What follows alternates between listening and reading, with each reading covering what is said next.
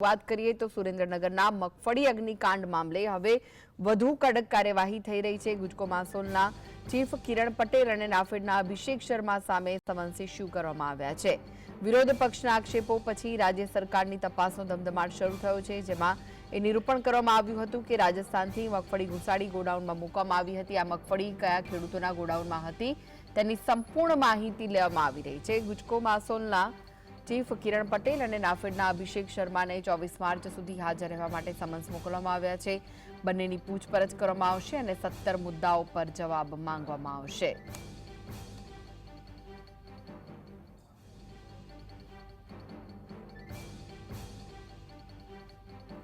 તો વિરોધ પક્ષના આરોપ બાદ સમગ્ર કાર્યવાહી કરવામાં આવી છે। પ્રાંત અધિકારી દ્વારા સમગ્ર બાબતે તપાસ હાથ ધરવામાં આવી છે।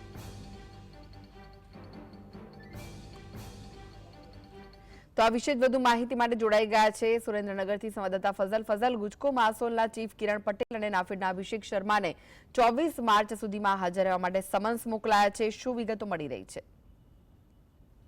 ખાસ કરીને સુરેન્દ્રનગર જિલ્લાનો જે થાન જે મગફળીનું ગોડાઉન આવેલું હતું ત્યાં આગ લાગવાની ઘટના બની હતી। ટેકાના ભાવે જે ખરીદી કરી અને મગફળી મૂકવામાં આવી હતી તેમાં આગ લાગી જતા આશરે 6 કરોડથી વધુનું નુકસાન સરકારનું થયું હતું। પરંતુ હવે આ મુદ્દે તપાસ છે તે તેજ કરવામાં આવી છે। ગુજકો માસોલના જે ચીફ છે કિરણ પટેલ અને અભિષેક જે શર્મા છે તેને સમન્સ મોકલવામાં આવ્યું છે। 17 મુદ્દાઓના જવાબ છે તે પ્રાંત અધિકારી દ્વારા માંગવામાં આવ્યા છે। 24 તારીખ સુધીમાં તેને પ્રાંત અધિકારી ચોટીલા ખાતે હાજર રહેવા માટેનું સમન્સ પણ મોકલી દેવામાં આવ્યું છે।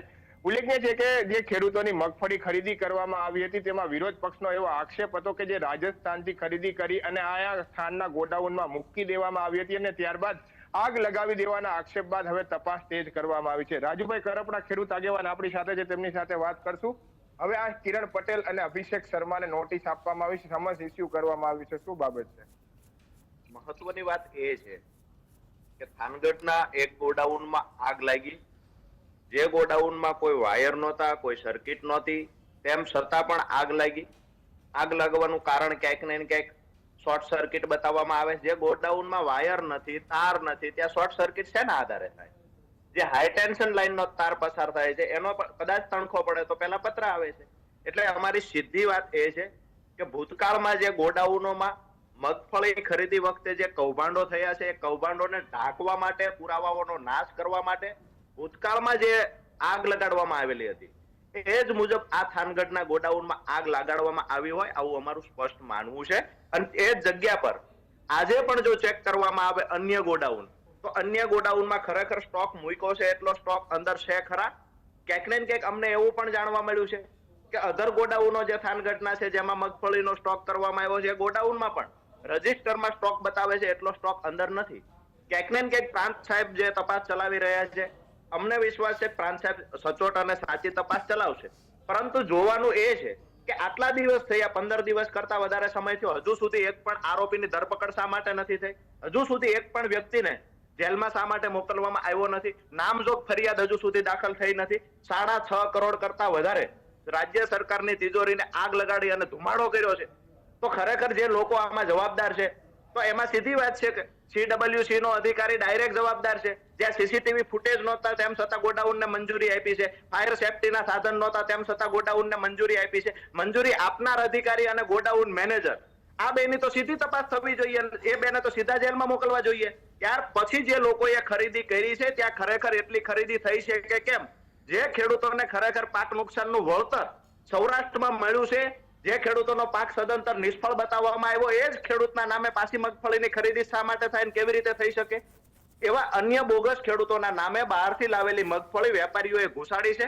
ક્યાંક ને ક્યાંક મંડળી સંચાલક જે હતા, ખરીદી સેન્ટર ચલાવતા હતા, આ લોકોની મહત્વની ભૂમિકા છે અને તમામ કૌભાંડ અને પુરાવાઓનો નાશ કરવા માટે આ ગોડાઉનને સળગાવ્યું હોય આવું અમારું સીધું માનવું છે। આવતી 24 તારીખે 17 મુદ્દાઓ 17 પ્રશ્નો સાથે ખુલાસાઓ આપવા માટે જે ગુજકો માસોલના ચીફને બોલાવવામાં આવ્યા છે એની સાથે અન્ય લોકોની પણ પૂછપરછ થાય છે। ક્યાં સુધી પૂછપરછ? ક્યારે આરોપીઓને જેલ ભેગા કરવામાં આવશે? 15 દિવસ કરતા વધારે સમય થઈ ગયો, હજુ સુધી એક આરોપીને જેલમાં મોકલવામાં નથી આવ્યો।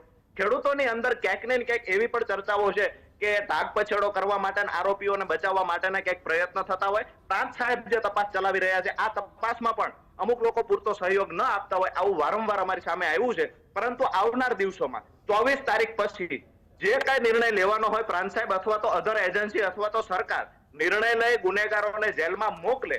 નહીતર આવનાર દિવસોમાં એટલે કે 24 તારીખ પછી ખેડૂતો મોટી સંખ્યામાં એકત્રિત થઈ અને જિલ્લા કલેક્ટર ઓફિસ અને એસપી ઓફિસે રજૂઆત કરવા પણ પહોંચશે. જી, ખાસ કરીને જે કલેક્ટરની રજૂઆત કરવાની તૈયારી પણ ખેડૂત આગેવાનો દ્વારા દેખાડવામાં આવી છે.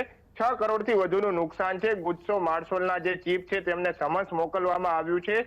નાફેડના જે ચીફ છે તેમને પણ મોકલવામાં આવ્યું છે અને આ દિશામાં હાલ તપાસ શરૂ કરવામાં આવે અને જે સંડોવણી થયેલા અધિકારીઓ છે તેમના વિરુદ્ધમાં પગલા ભરી અને જેલ ભેગા કરવામાં આવે તેવી ખેડૂત આગેવાનોની હાલ છે તે માંગ ઉઠવા પામી છે. જી, આભાર ફઝલ સમગ્ર માહિતી આપવા.